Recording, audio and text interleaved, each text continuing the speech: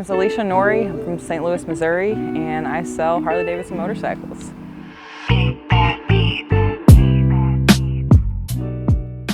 I got my first motorcycle about 5 years ago. It was a 2009 Sportster Iron 883. Currently, I'm on a 2019 Road King Special.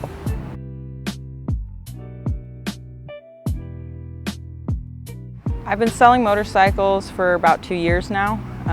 My favorite thing about it, honestly, because my typical customer is a middle-aged male, I get to be a part of the best day of their life. Aside from, like, you know, the day that their first child was born, I'm the day, you know, you finally get your child out of the house and you can start riding again, or you just got a divorce and, you know, you're ready to buy the bike your ex-wife wouldn't let you get. I'm a big part of the biggest day of a guy's life and the most exciting, most fun and freeing day of their life. I've had a lot of people shed tears at my desk. I get a ton of people that hug me. Referrals, almost all of my customers will add me on Facebook or Instagram, follow. They're the ones that like and comment on everything. They know I share a passion that they have, and it's cool.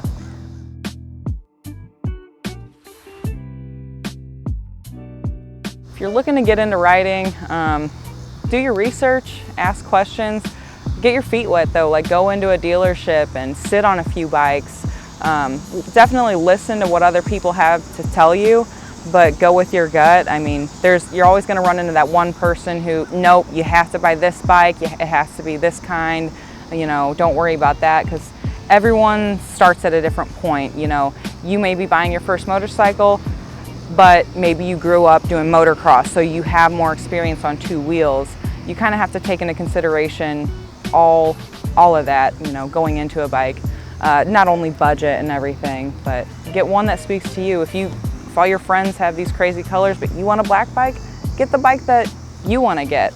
I always tell people, buy the bike that you want, not the payment you wanted coming in here. Because if you don't like the bike, the payment, you're going to hate every time it comes around. But if you love the bike, you're going to be okay with spending that extra 30 bucks, you know, you wanted to be at 250, but you landed on 280. You're going to be okay with it. You're going to find a corner to cut somewhere so you can afford the bike that you love. Let's skip Starbucks, make your coffee at home.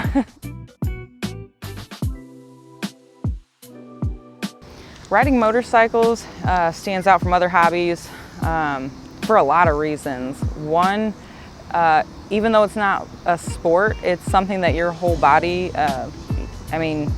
it requires, it's really physical, you know?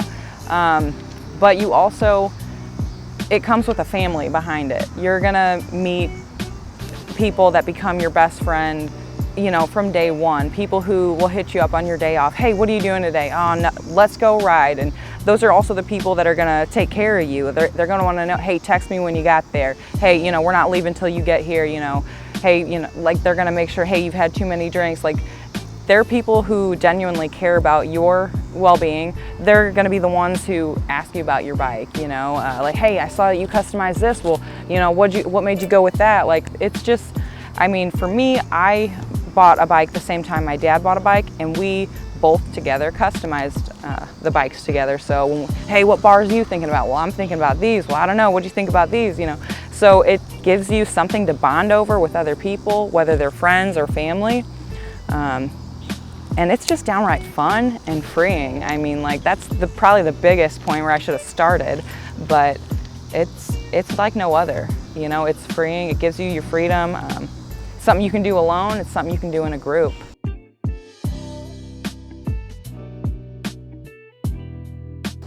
My accident in no way has affected my desire to ride. If it wasn't wrecked, I would have rode in today. But yeah, I still plan on riding. Now I'm gonna have to build my bike better than I did before, so I'm just gonna have to come at it twice as hard. So here we go.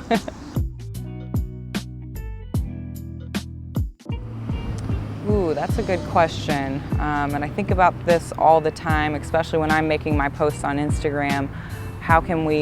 What can the industry do to influence more people to start riding? Honestly, first of all, just making people feel comfortable to walk into a dealership. Even if they're just at that stage where they're just looking, they have no idea the first thing about a Harley or what this one's called or what that one costs, you know. Because everybody, when they think of a typical Harley rider, they think of a guy with a black vest on, with patches, long beard, and a chain wallet hanging out. Like, that's the stereotype, and people are intimidated by that sometimes.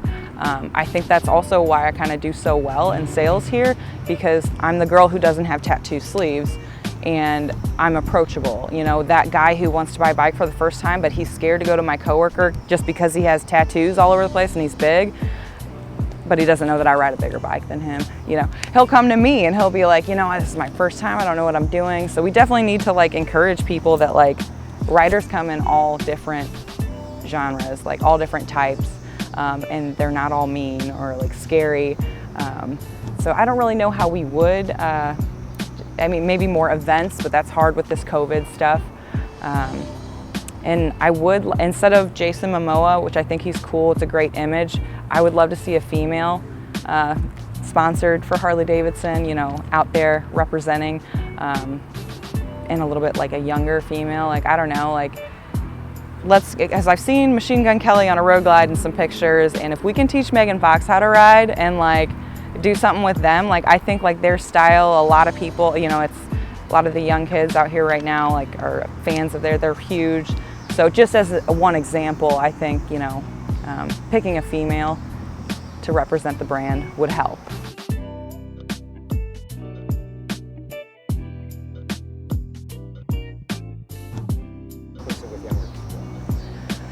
Well, I think possibly the industry is heading, I see it in the future getting a lot more electric bikes, unfortunately.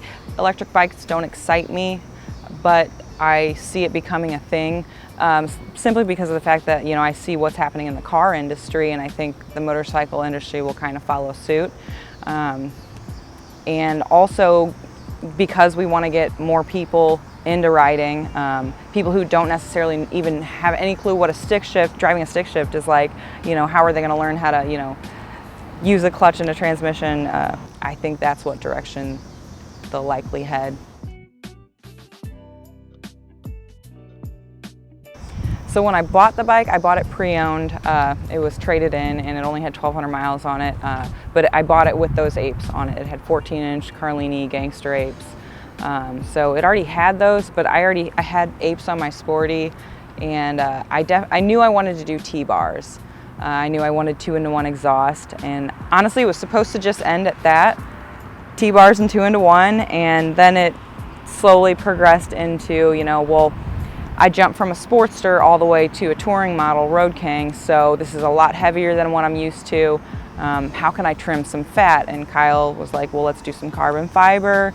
And before he let me do anything, he was like, suspension. Suspension, suspension, suspension. Let's start with that. What were you going to do for suspension? And I actually wasn't going to do anything at all. But he convinced me to get suspension, and I do not regret it. I love it. I went 2 over in the front, so I actually had to get different fork tubes, which also makes it look kind of like a Dyna in the front end. But once he was done with my build, it handles like a Dyna. You can throw it around like it's a street bob. So I definitely accomplished my goal of trimming some fat, getting rid of some of the weight and bulk of it. Did the T-bars and the 2-in-1, and just made it super rad, just like Kyle does it. So I like it. I didn't have an end goal in mind. It's always one thing after another, and oh, that would be cool. And I did the FXR style side covers, Screamin' Speed and Fab, because I used to have an FXR as well, and I think they're awesome, and wish I didn't trade in my FXR, but I love my Road King, and she'll be back on the road in no time, I'm sure. Oh yeah, that should be good. Okay.